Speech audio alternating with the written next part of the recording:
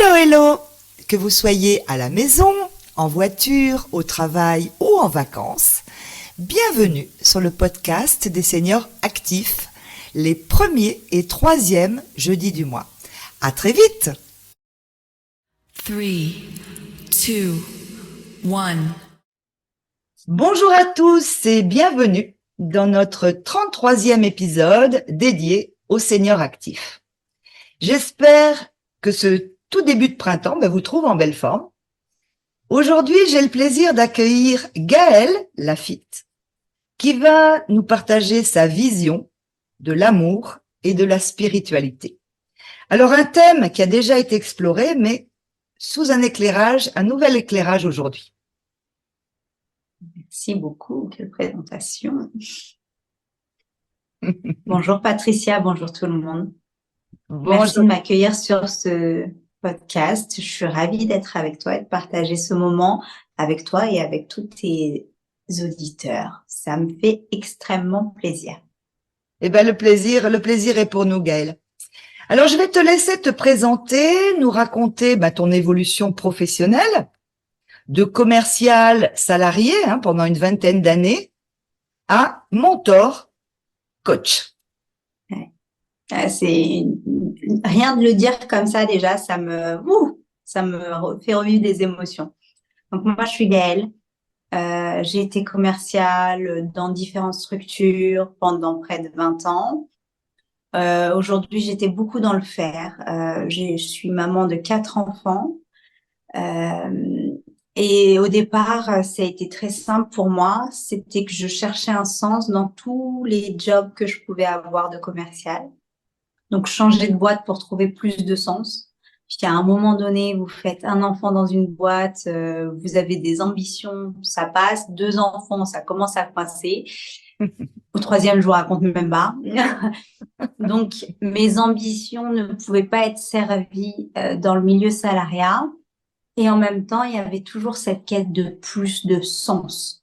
Vraiment, plus de sens. Comment je trouverais plus de sens dans ce que je vais faire, ou la sensation d'être là pour quelque chose de plus grand, ou quelque chose qui m'anime plus, quelque chose qui m'aide plus en joie. Bien que j'ai adoré faire le métier de commercial, et aujourd'hui, il m'est très utile, comme dans tout mon parcours, mais néanmoins, au bout du 2e enfant, je trouvais plus ma place dans le salariat et la quête de sens grandissait, et j'étais vraiment dans un métro boulot dodo avec des enfants en bas âge. C'est métro boulot dodo plus le reboulot après.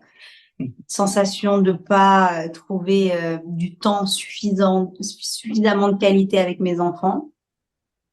Et c'est juste avant le burn-out où j'ai vécu une grosse nuit où je me suis remise en question et je me suis dit ça peut pas continuer comme ça. Donc, il faut que je trouve une solution pour sortir de là où je suis. Très heureuse dans mon couple, ça a toujours été, mais pareil, cette quête de sens m'emmenait à vaciller, à être jamais pleinement heureuse là où j'étais. C'est-à-dire que j'étais bien dans mon couple, j'étais bien avec mes enfants, mais pas cette sensation de bonheur, d'être heureuse. Donc, cette quête de sens m'a amenée à interrompre le salariat pour passer par le marketing de réseau. C'est ce qui m'a ouvert les portes de la sortie. C'est vraiment ça, puisque vraiment la sécurité du salariat, on peut dire ce qu'on est, mais on a grandi avec des codes société où on se sent bien dans un CDI parce qu'on a toujours appris que le CDI, c'était la sécurité. Donc, moi, j'étais bien dans mon CDI, assez libre, donc plutôt pas mal, mais pas super épanouie, même pas du tout. Donc, le marketing de réseau m'a ouvert sur du développement personnel, plein de développement personnel, et je dirais mon mot sur ça après, mais plein de développement personnel qui m'ont amené à maintenant devenir mentor en spiritualité, puisque du développement personnel, je suis passée au développement spirituel, qui est légèrement le game au-dessus. Et là, ben, j'ai ouvert les connexions à moi. Et donc, j'ai ouvert plus grand pour devenir aujourd'hui mentor. Eh ben, merci infiniment, Gaëlle, pour cette introduction riche et je dirais inspirante. C'est un plaisir de discuter avec une personne comme toi, engagée, passionnée. Donc, en fait, tu étais dans une recherche de sens. Yes. De sens. Et je découvre d'ailleurs que tu avais fait du marketing de réseau, parce qu'on n'en avait pas parlé. Et donc, Ouais, une belle école de développement personnel. exactement. Et pour commencer, Gaëlle, pourrais-tu nous dire qui tu es aujourd'hui? Oui. Alors là, je vous ai fait une présentation juste avant qui était dans le basico-basique dans ce qu'on demande aujourd'hui quand on interagit avec les autres dans une soirée, dans un gala, dans un bar, dans un restaurant. On va axer sur ce qu'on fait, sur ce qu'on a fait, et pas vraiment la question que tu me poses, elle est super parce que c'est qui je suis. Et là, on est dans l'être. Et tout ce que je fais aujourd'hui est en relation avec l'être et plus le faire. De mon être découle ce que je fais. Donc aujourd'hui, j'aime bien poser la question en 2 secondes, qui je suis aujourd'hui précisément, je te précise là. Je dirais toujours une maman de 4 enfants parce que c'est genre le truc pour moi, le truc qui prend le plus de place dans ma vie. Une mère épanouie, une femme épanouie, et je dirais que je suis une fabuleuse association entre quelque chose de très connecté, donc de très spirituel, et quelque chose de très terre à terre, très pragmatique, qui a changé juste ma vie basico-basique, mon couple, ma relation avec mes enfants, ma relation avec les autres. Et du coup, je suis mentor parce que j'aime le transmettre et que je suis guidée à le transmettre de cette manière-là. Pour être aussi, j'aime bien dire aussi bien perché que par terre, c'est de manière très, très, très pragmatique, comment transformer sa vie à partir de soi. C'est juste la définition déjà de univers. C'est le vers j'allais dire en latin, mais c'est même pas en latin. Le vers, c'est un retour vers soi. Et uni, c'est pour reconnaître que nous sommes tous un. Pour le faire, voilà. Donc l'univers, c'est ça. Donc moi, c'est reconnecter avec qui je suis de manière très égoïste, et j'adore le dire comme ça. De manière très égoïste, je me suis fait passer avant mes 4 enfants, avant mon conjoint, avant. Pour une ancienne dépendante affective, c'était très dur. Et ça a littéralement changé toutes les sphères de ma vie, en fait. Voilà. Voilà qui je suis aujourd'hui. Je te remercie pour ta réponse, c'est très éclairant. Tu es très lumineuse, Ah, Gaëlle, merci. et je trouve pas égoïste, je parle de ça aujourd'hui, je trouve pas égoïste de se mettre dans les priorités. Mm. C'est Personnellement, bien de le dire. ouais, tout à fait.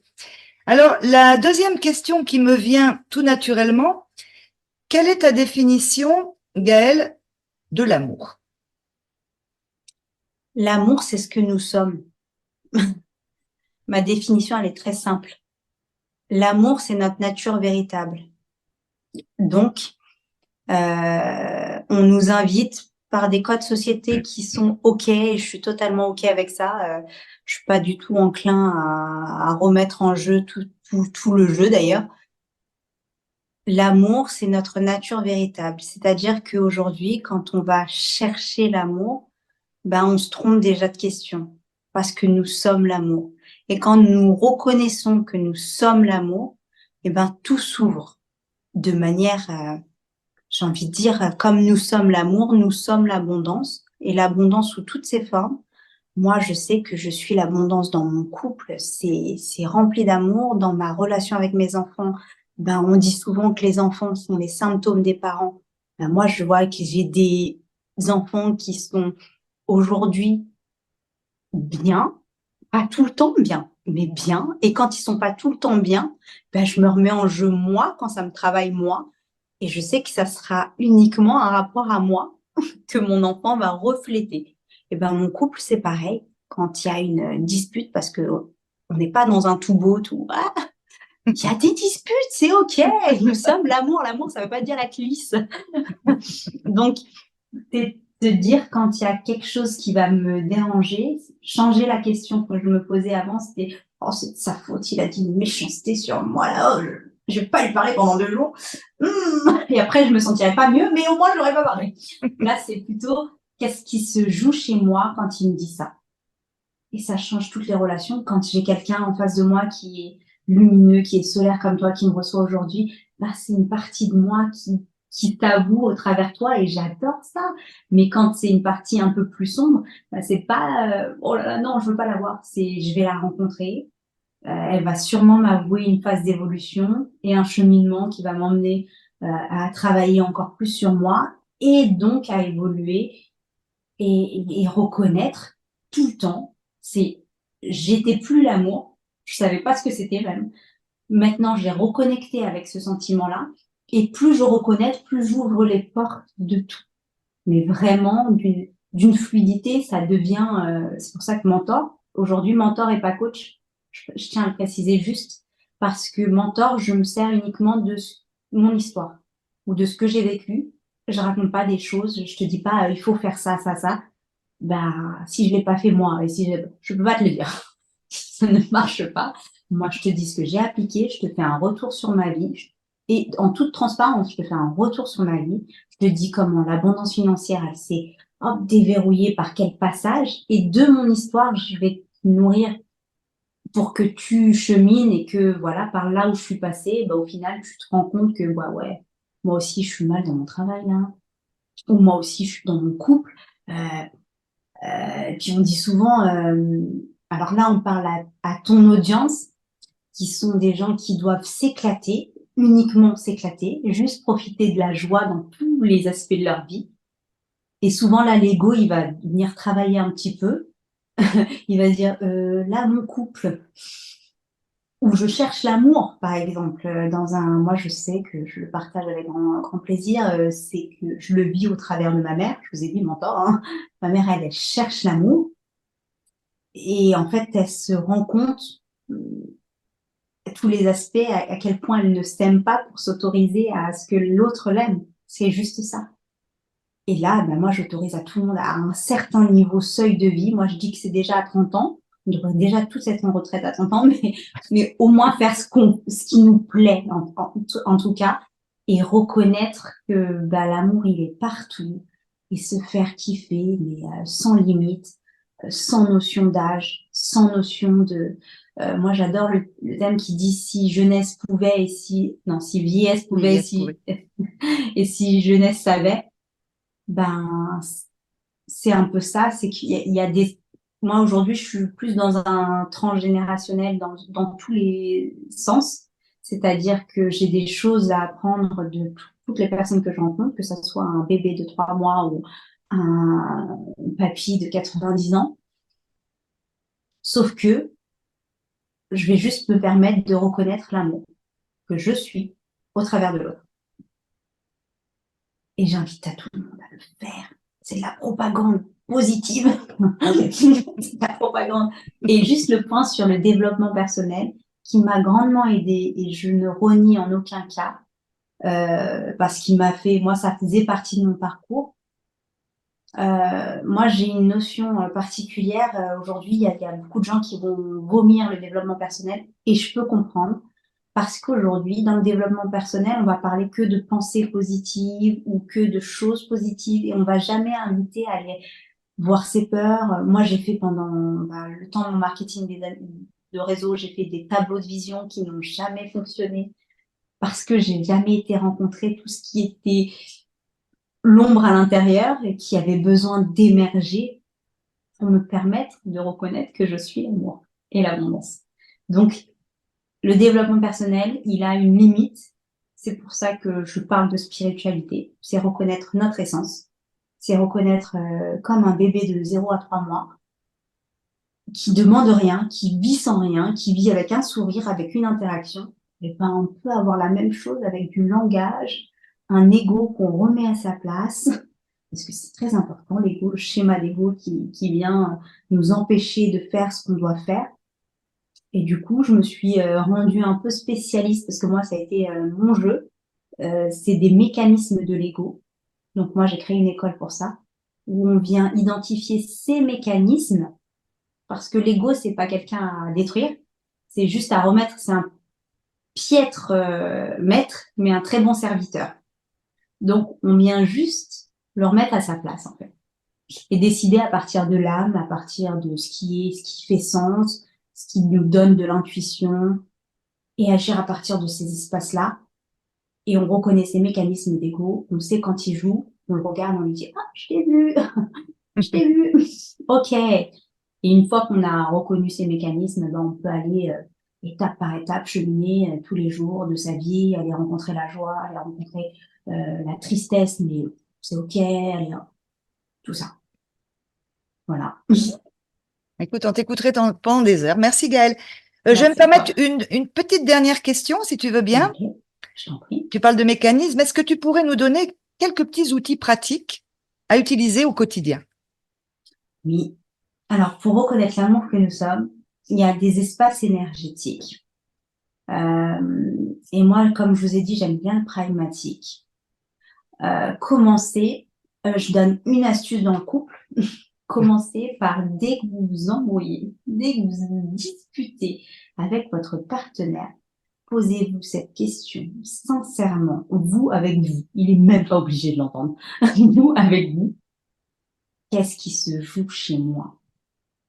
Vous allez voir toutes vos blessures émotionnelles. On a tous les mêmes avec un degré plus ou moins important.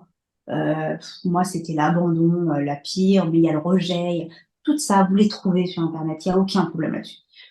Maintenant, c'est de se dire qu'est-ce qui se joue chez moi. Et dans toute votre authenticité, vous allez avoir vos réponses et vous allez plus déjà voir l'autre, votre partenaire, comme celui qui vous veut du mal, mais comme celui qui vous fait évoluer vers un cheminement plus grand.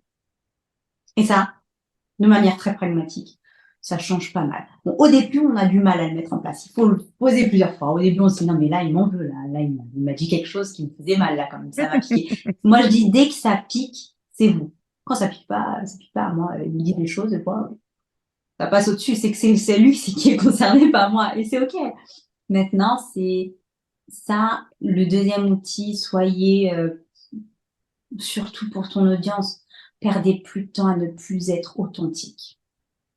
Oh, dans le salariat, j'ai tellement été, en fait, on a tellement, c'est la dépendante affective par tous ces pans. J'ai tellement cherché à être aimée que de manière inconsciente, je créais des situations. J'avais pas besoin de me mettre dans ces états. Moi, je sais que enceinte de ma deuxième, j'allais au travail, j'en faisais plus que la moitié pour pas avoir un semblant de merci, un semblant de c'est OK. Sauf que, à un moment donné, c'est que vous et vous, donc prenez soin de vous et de manière très authentique, quand quelque chose vous embête, dites-le, quand quelque chose vous, dites-le, soyez authentique. Ça, c'est le deuxième outil, et parce que j'aime bien et que je suis généreuse, j'en donne un troisième. Merci, merci. Et là, j'aime bien couple, travail, et ben, on va aller chez les enfants, puisque moi, c'est mes axes principaux. Chez les enfants, que vous ayez des grands enfants, des petits enfants, peu importe. Cette phrase, elle est super importante. Je l'ai dit tout à l'heure. Vos enfants, ce sont vos symptômes. Qu'est-ce que ça veut dire? Ça veut dire que quand je dis non, mon enfant, il est pas stable, mon enfant, j'y arrive pas, il est très agaçant en ce moment, que ça soit des grands, hein, mon enfant, je trouve qu'il y arrive pas.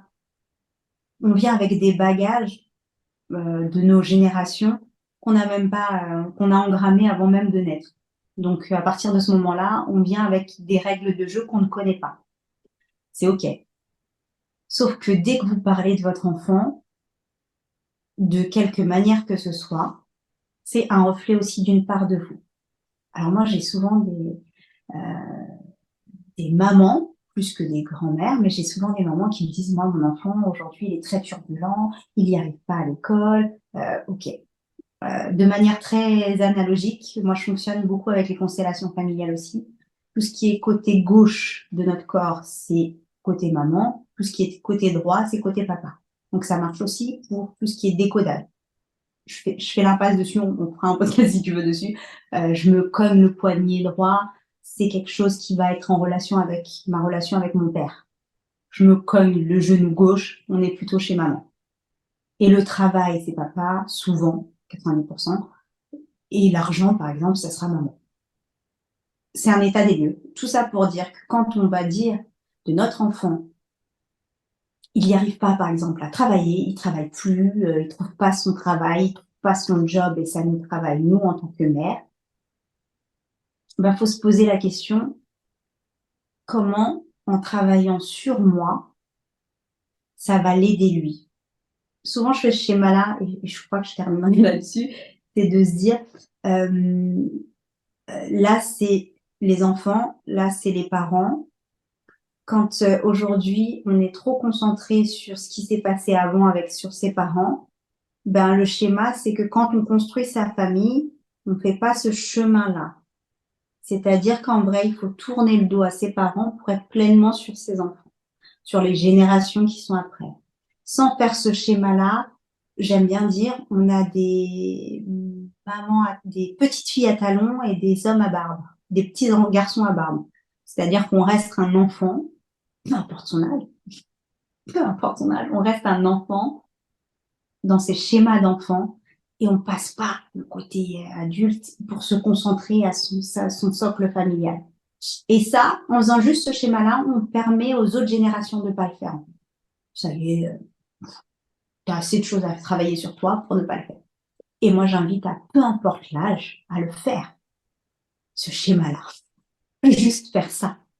Se concentrer sur soi, c'est aussi pouvoir laisser, et on le voit, peu importe l'âge des enfants, moi je le dis, je le vois, j'avais un enfant qui était plutôt stressé, bah, c'était un reflet de moi, hein. Moi j'étais tout le temps stressée, agacée, et bah, j'avais une relation très tendue avec mon fils à un moment donné parce que mon aîné, c'était ça, hein, c'était ça, je le renvoyais puisque nous sommes que des émotions qui réagissent à notre émotion et de manière inconsciente, ben, on le vit comme ça et on croit que c'est ça la vie. Et il y a bien plus.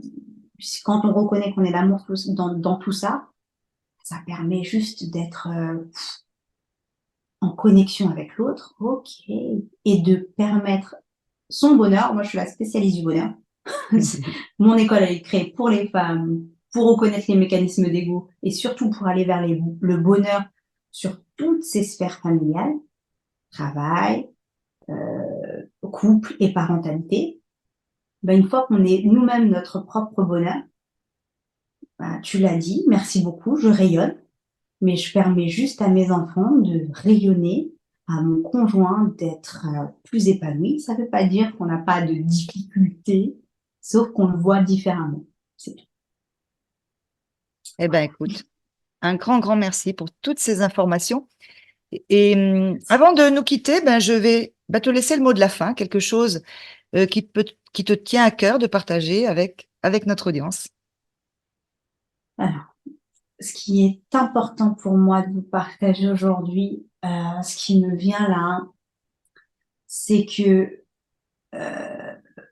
souvent je dis que nous sommes des êtres spirituels venant faire l'expérience humaine et pas l'inverse. Ce qui donne qu'on peut vivre des expériences vraiment fabuleuses. Moi, j'étais vraiment en région parisienne, métro, boulot, dodo, et aujourd'hui, je suis dans un cadre verdoyant. Il n'y a que du vert autour de moi. Je ne sais même plus ce que c'est qu'un bâtiment. J'ai une maison, une grande maison. Voilà. Donc, il ne faut pas oublier qu'on est venu vraiment, on est des êtres spirituels venant faire l'expérience humaine. Ça change le jeu. Et c'est OK de pas connaître les règles du jeu, sauf qu'il est jamais trop tard pour apprendre à les connaître. Moi, j'aime bien dire, on peut jouer au Uno toute sa vie avec les règles du Monopoly. Bah, les autres, ils vont arrêter de jouer très rapidement. Marre, tu joues au Monopoly, on était parti sur une partie de Uno, d'accord? Voilà, où on peut apprendre les règles de Uno, il n'y a pas d'âge pour ça. Et surtout, mais prenez du plaisir parce que au final, quand on reconnaît qu'on est des êtres spirituels venant par l'expérience humaine, on vit des expériences. On subit plus. Quand on a reconnu son ego, on subit plus sa vie, on commence à la vivre et on touche à ce qu'on appelle le bonheur. Et je dirais même plus, c'est pas du bonheur, c'est de la complétude. C'est vraiment, on n'est pas toute la journée en complétude, hein. Je suis pas toute la journée, ouh, qu'est-ce que je vais faire? Je vis des galères d'entrepreneur parce que quand on décide d'entrepreneur, il y a ce qui va avec. Sauf que mes galères, je les vis comme des expériences d'expansion et ça change Tu peux le dire fort, ça change tout. Ça change tout. Vraiment, ça change tout. Donc derrière ça, ne laissez pas votre ego driver le reste de votre vie. Et lisez tout. En fait, mes outils que je mets en pratique dans l'école aujourd'hui, que je fais ou dans mes accompagnements, c'est des outils qui existent depuis la nuit des temps. Je me permets juste, moi, je les ai découverts de manière guidée.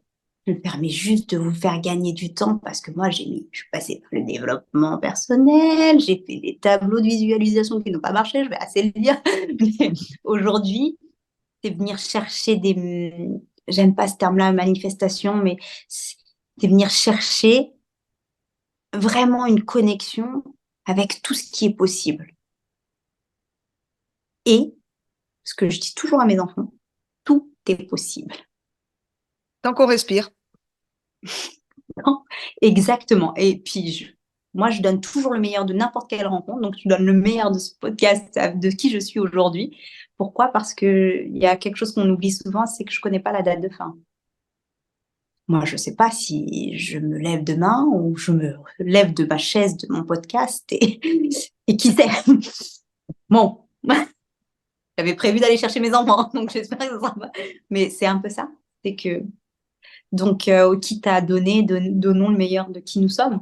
Dans l'état où on est, hein. Des fois, moi, c'est de la colère, hein. C'est quoi? C'est de la tristesse. C'est le meilleur de ma tristesse.